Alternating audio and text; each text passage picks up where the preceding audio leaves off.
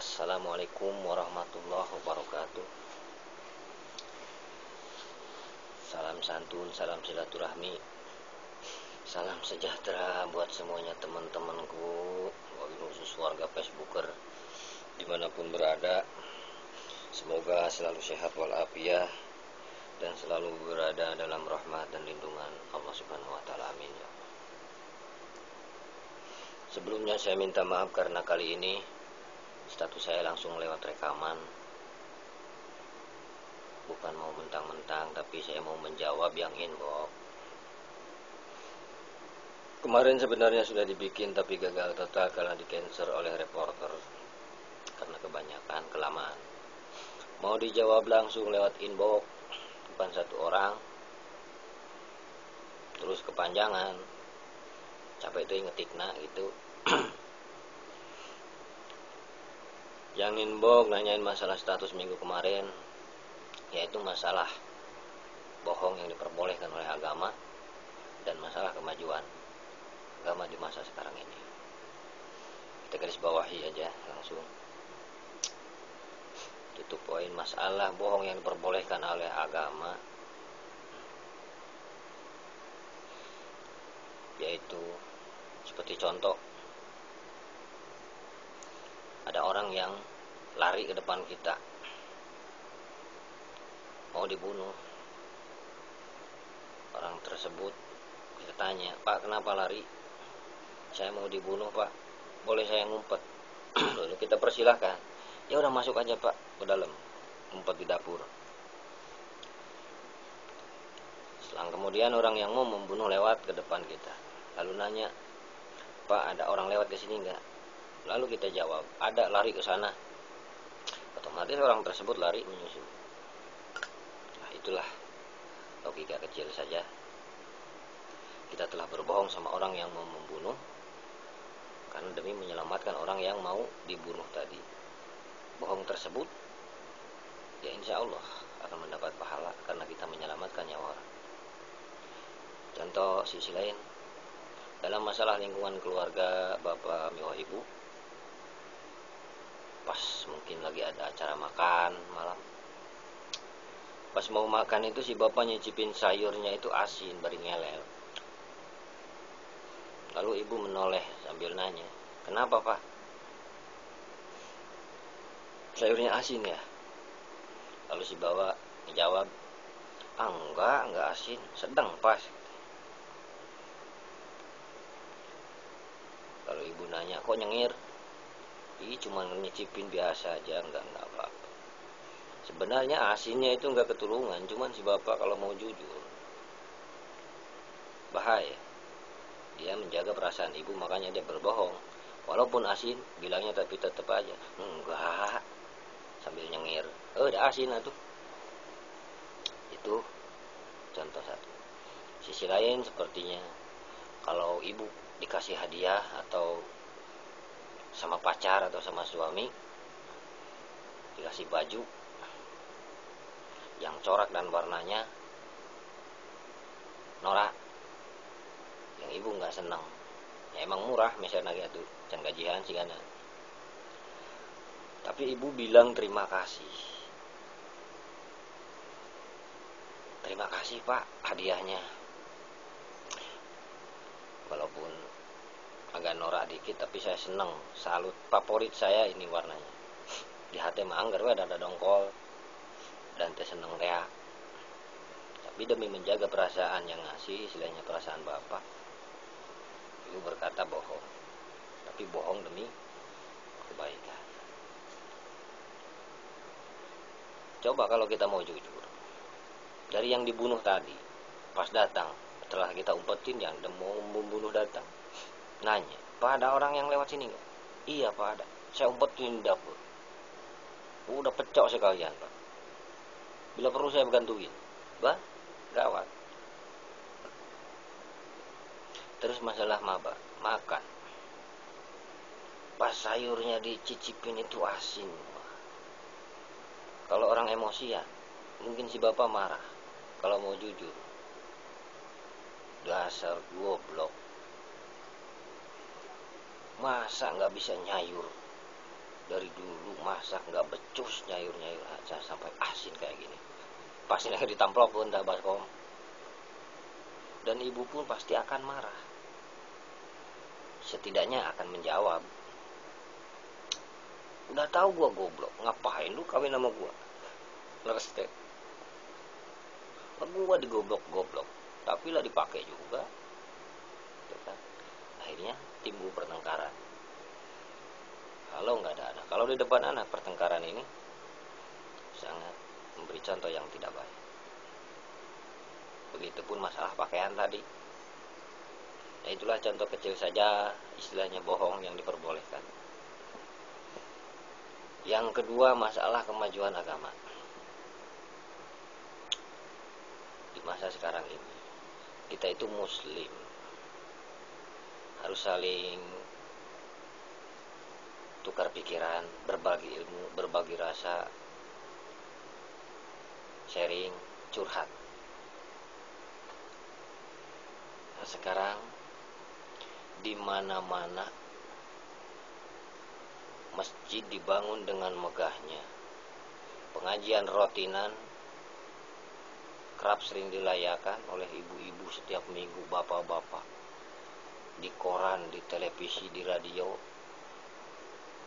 Acara kadang-kadang berdaulat Islami, dakwah. Apalagi yang namanya di jaringan sosial alias Facebook, alias dunia maya. Setiap menit, setiap status kadang membahas, jadi bersangkutan masalah agama. Logikanya agama begitu maju, semua orang begitu beragama, menyukai agama.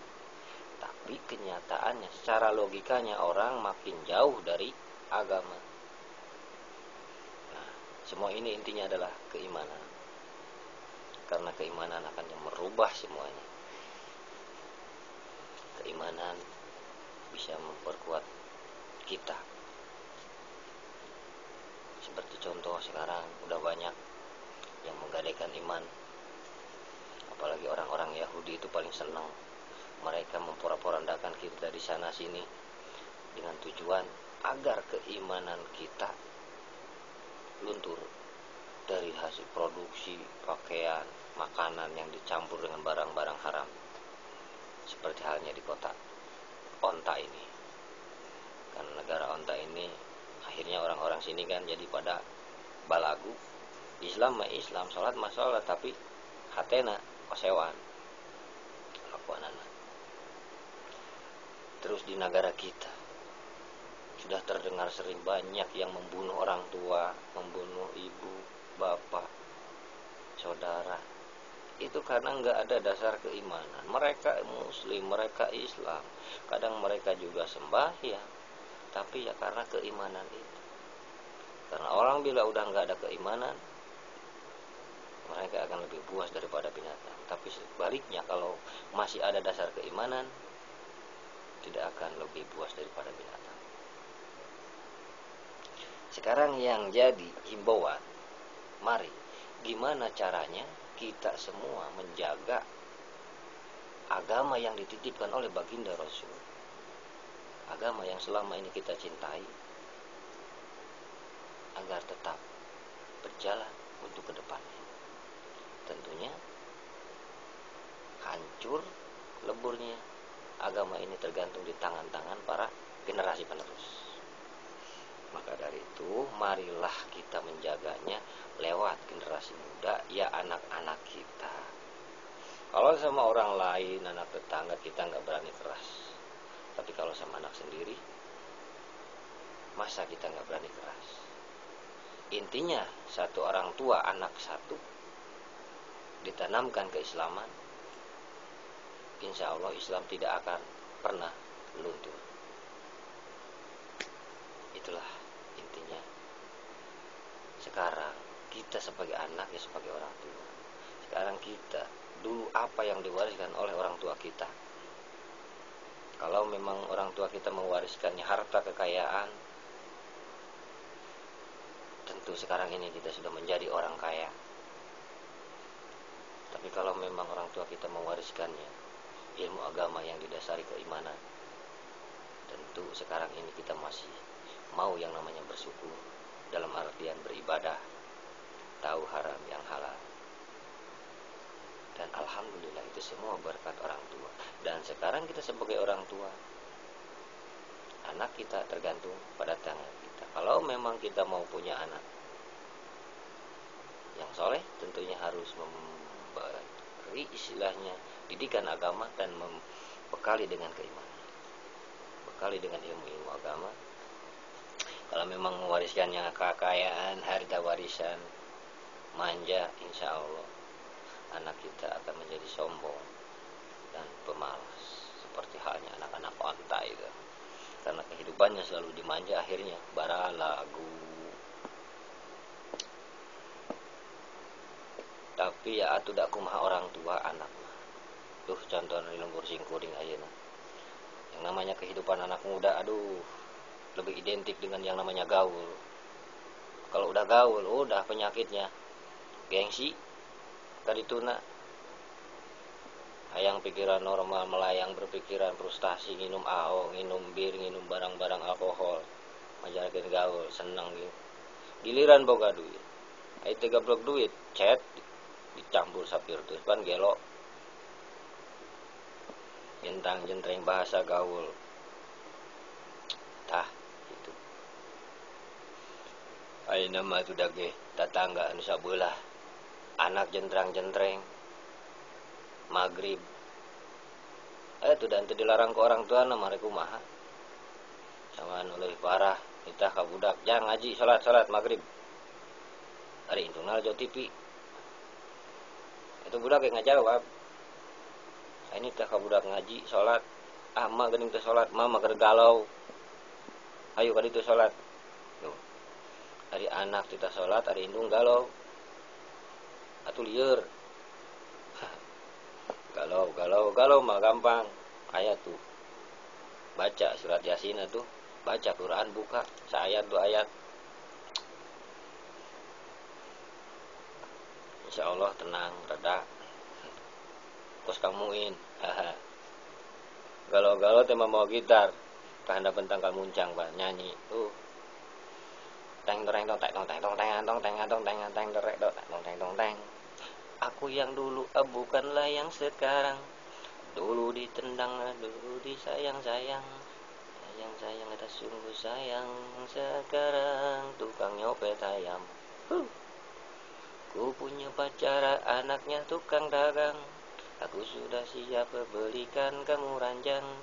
Sayang sungguh sayang. Kini kau masuk ke kuburan. Ludas. Hehe. Kasih ule. Aduh.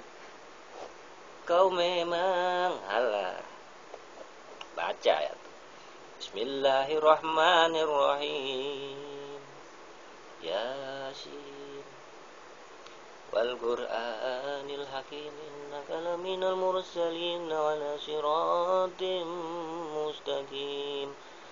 Tanzilal azizir rahim, litundira qauman ma undira abahum fahum ghafilun. Laqad haqqal qawlu ala aktharihim fahum la yu'minun. Inna ja'alna fi anaqihim aghlalan fahiya ilal adqani fahum mukmahun. Tenang hati geleler. Tah gitu. Sakali deui supina musak itu himbauan di pribados. Istilah natah jawaban kano khusus nu inbox. Mudah-mudahan sing dapat dimengerti. Kurang jelas mah taros kan itu ka Abah Preman Tobat lahnya. Imam Musa ukur solusi istilahnya. Nah, warga gitu mangga sekali deui Mas Anes nampangatan nampi ieu urang tukar pikiran, urang racing, urang curhat gitu ya. Urang berbagi rasa. Karena satu-satunya tempat yang paling logis dan strategis adalah Facebook. Urang bisa saling kuatkan ukhuwah Islamiyah, pertemanan, persaudaraan. Masalah sabobogohan mah eta mah sabodo teuing, berarti jodoh. Rupina mangsa kitu wae para rumalun anu kasun jembar hampuran anu ditedak bila aya kata-kata anu lepat kitu anu leresna maetan dina katerangan anu lepat mah dina kakaliruan pribados nyuwunkeun ditawakuf. Wassalamualaikum warahmatullahi